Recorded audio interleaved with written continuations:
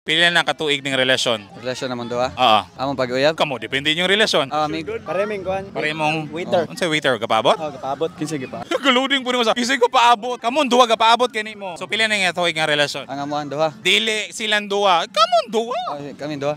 Inyong duwa. Pagka-amigo man na kay. Pagka-amigo. Ano ba? Na-day something sa inyo ba? Wala. Pila naman katuig ang relasyon? Elementary.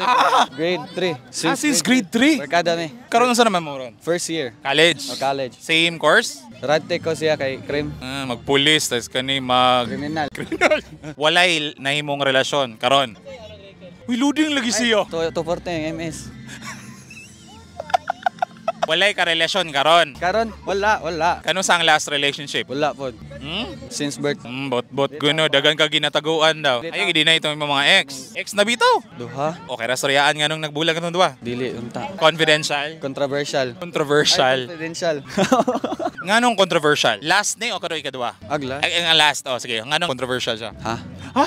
Oh. Grabe po yung istorya natin, murag. Parents. Strict ang parents niya. Mo nagbulag. Minsan mo sa mga strict parents. Tungod Manila sa strict parents, di ba? Grabe po mo explain pa tamayo usa ta makahangayog tubag. Sige. Hello, mayang gabi eh. Ay, mayang hapon. Wala po kayo nakatumaron. Nakatumaron na ni? Nalimot. Ay namo pwede ay nalimot. Sige padayon ra. Sa akong kuan. Oh, sige ha. Yang ginikanan. Ay, ang ginikanan. Ay grabe po. Wala koy maingon, wala. Sa iyahan na lang. Wala po koy maingon. Kaya nga naman. Kay wala okay naman karon. O dapat dili ka ma-okay ron. Ayaw ra dili pwede. Ay, ora dili pwede.